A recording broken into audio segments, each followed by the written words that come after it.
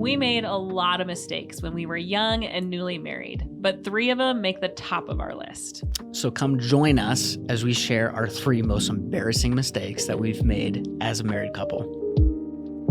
So we made a lot of mistakes early on in marriage. Yes, too many to count. But I would say that there were a few major ones that we made. And so I think what would be helpful is what if we share the 3 biggest mistakes we made in our marriage and how to avoid them? Yeah, absolutely. That first big mistake that we made, we weren't committed to the local church, right? So you were in Bible school. I had just graduated. We were young, and we went to church. I would say we very rarely missed a Sunday. We were part of a church plant even at that time, but we weren't like really committed to the local church. It wasn't not just a priority, but it wasn't something that we were like serving in and involved in. It was just something like we just kind of consumed and just attended. I think looking back, we kind of saw church as there to serve us. So at that point, we lived downtown Chicago.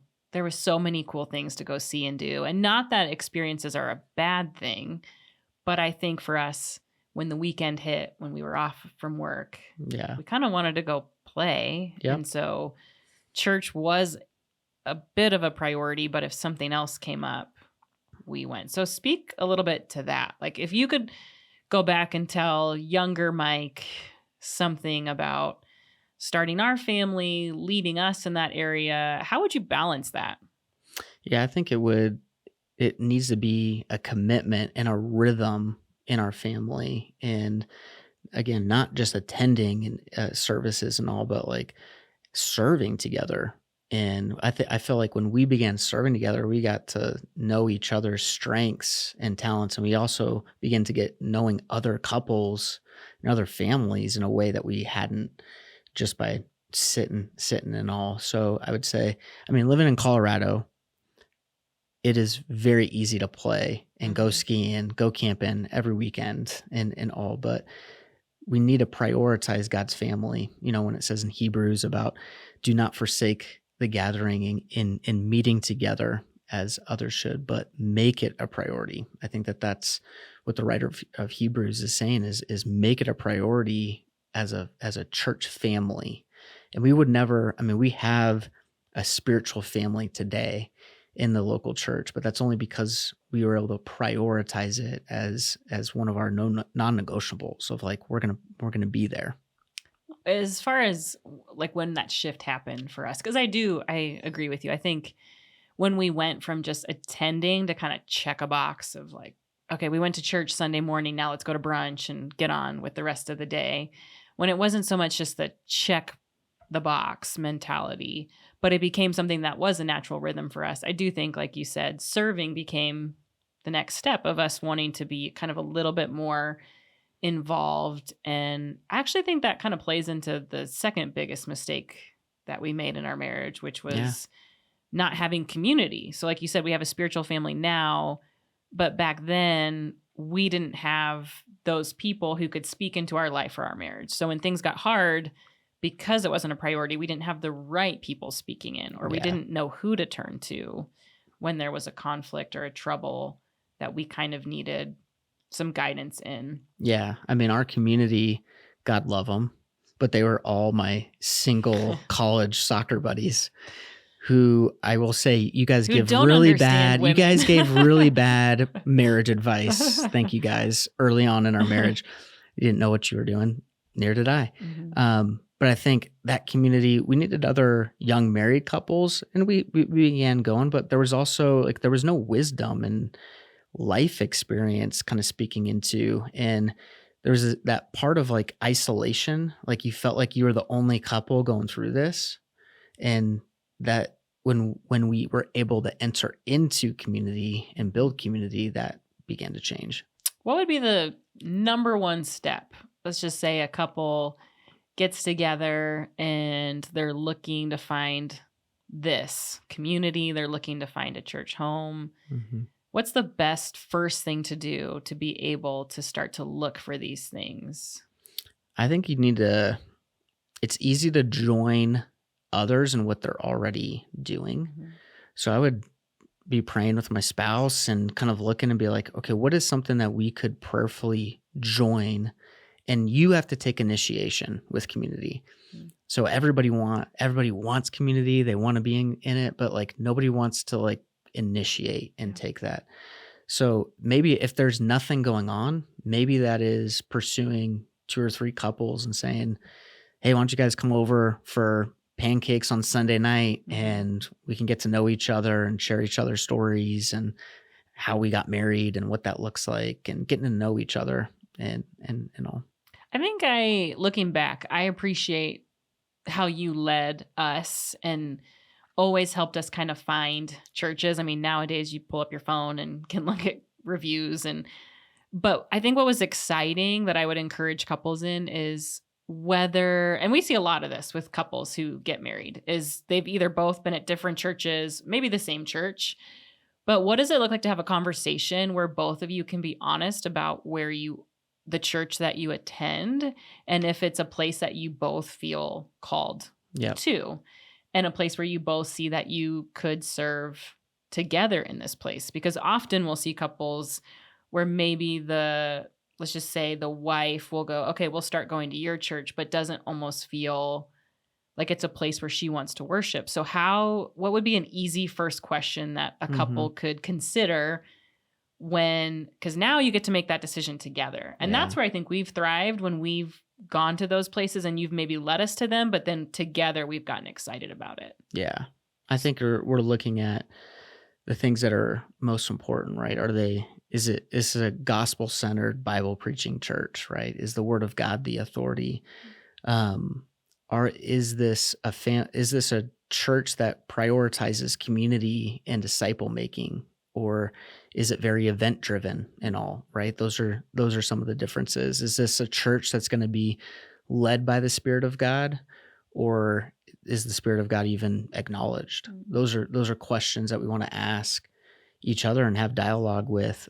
But I think for us to have oneness and where God is leading us in our church family is so important Mhm. in order for us to be committed to the local church and to start building community. So I think being excited together is what I'm hearing you say, knowing that it's a Bible believing, Bible teaching church. I also loved we would go, even though I'm usually late, but you would always help us get there early and we would just observe, like looking around and going, are these the types of people Yeah.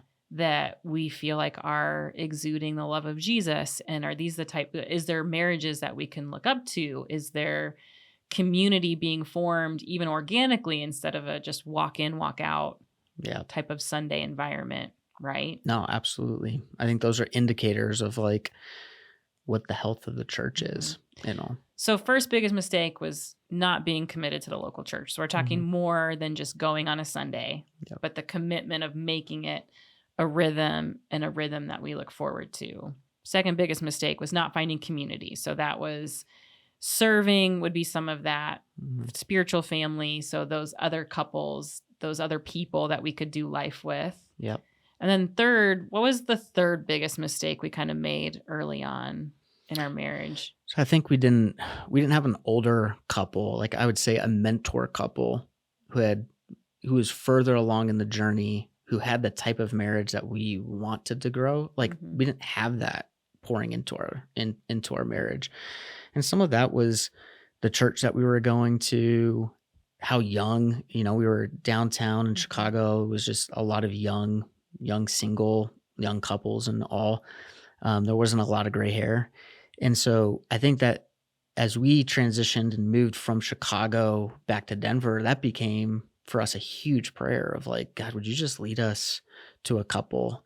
And what was interesting is that didn't happen for us until we were committed to a local church, until we started serving. Mhm. And then that's when we met Perry and Jane. Was actually we were helping in the youth group, right? And we met Perry and Jane and we pursued them in that way of like, hey, we have some things we would love to learn from you. Can we bring a pizza over and hang? And they open their lives. And I wouldn't say that they would say at that point that they were mentoring us, Mhm. right?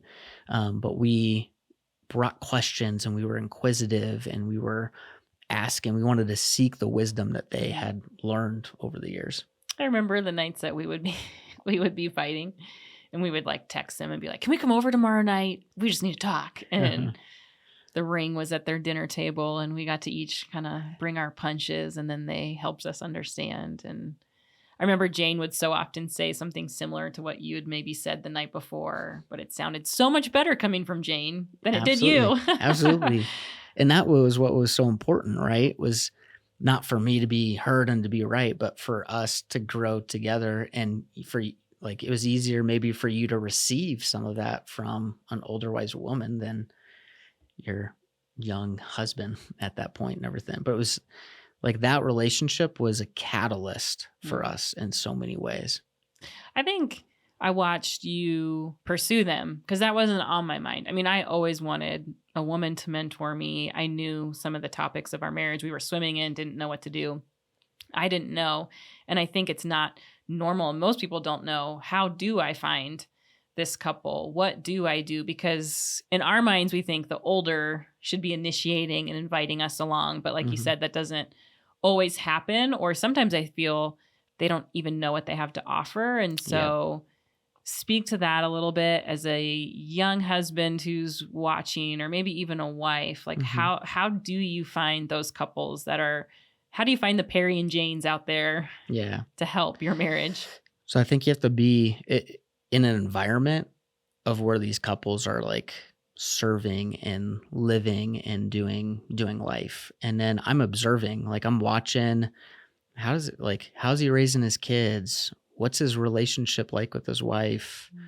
What does his individual life look like? Is it something, and you begin watching and you begin seeing maybe patterns and different rhythms. Like, oh man, that's something like I want to learn. I want to emulate what they are. But you have to take a posture of humility. You don't have everything figured out. And I think that's one of the things that's always hard for like the younger couples and all, is there can be like not a hunger to want to learn. There can be like, oh, we've got it figured out. And even as much as you can search things on YouTube and all, like there's nothing like an older couple speaking into your situation and God speaking through them in a unique way that's to your situation as well. I think that's really good. And sometimes I think we have to find the person who's so far ahead and done all the things, when in reality, for you and I, we've learned the most from the people that are just the next season ahead of us, or just slightly on that journey with, for us now, it's older kids that we're asking all the questions about. Right. And so I think as we've grown, we've seen the importance of having those way ahead in the journey, but then also just a few steps ahead to do life with too, because they've just been where we were. So they get it a little bit. And and they may be in different seasons, like you're saying, with, a couple that are near and dear to our hearts and pouring into us, or have like teenagers that are starting to get out of the house. Our kids are not there yet. So it allows us to like really ask some of those questions, and they can share their wisdom with us that way. And you hit on something that I think is valuable, of having humility when it comes to this, because I remember Jane one time was sharing their story, and she was talking about just how there will come a time in every wife marriage where one or both look at each other and just kind of go, I don't know that I like you very much right now, right? That it's that choice and it's a covenant. And I remember being like, that part won't be a part of our story. That'll never be us. And then sure enough, that season came. Right. And we had the community and the people and the Lord who kind of carried us through that season. And so not being naive to go, whatever they have to say may not apply. Right. Like, I mean, we take it all back to God's word, but at the same time, just that humility of wanting to learn and understanding that God has these people in our lives for a reason, and they're teaching us things. And I think they taught us so much that we didn't even realize. Yeah, absolutely. I mean, kids weren't even on our radar yet, but we were at the dinner table watching how they interacted with their kids, how they put them to bed, I remember Perry being like, all right, we're going to go pick up Caleb. Let's go. Mhm. And we would have conversation in the car and seeing how he was speaking to his son and pouring in, like that Mhm. had major effects on Mhm. me and me becoming a father that I didn't necessarily know. Yeah, that's really good. So if I were going to ask some questions Hmm. for couples to be able to avoid these mistakes, this is what I got so far. You add to Okay. it. But question number one would be to ask their spouse, how, maybe even a rating system is good, Okay. 1 to 10. How do you feel like you're growing spiritually at the Hmm. church Yeah. we are currently at? Yep. So that could be a good indicator of, are we at the right place where we both feel like we're thriving? Because we've been in places where one of us has felt like we're thriving, Yeah. but not so much the other. So maybe that's like a first question That's for the great. first initial step. As far as community and serving goes, Hmm. what would you, what would be a good question of, if we find, if we Yeah. feel like we're in a good place with community? Because we can all know, Hmm. you can go to a Sunday church service and know everybody around you, but what's a Totally. good, Okay. So we've moved, what, 11 times in 17 years. When we move, our community is the one who like answers the phone calls and the texts and shows up and actually helps. So if you have real community, think about if you were going to move and you were going to send that text chain, like who would be on that text chain and who would actually show up? Like who would bring the cinnamon rolls and the coffee that Mhm. morning? Who would eat pizza after you're all done? And like who are the people that would show up? Because true community serves and shows up and helps each other out. That's really good.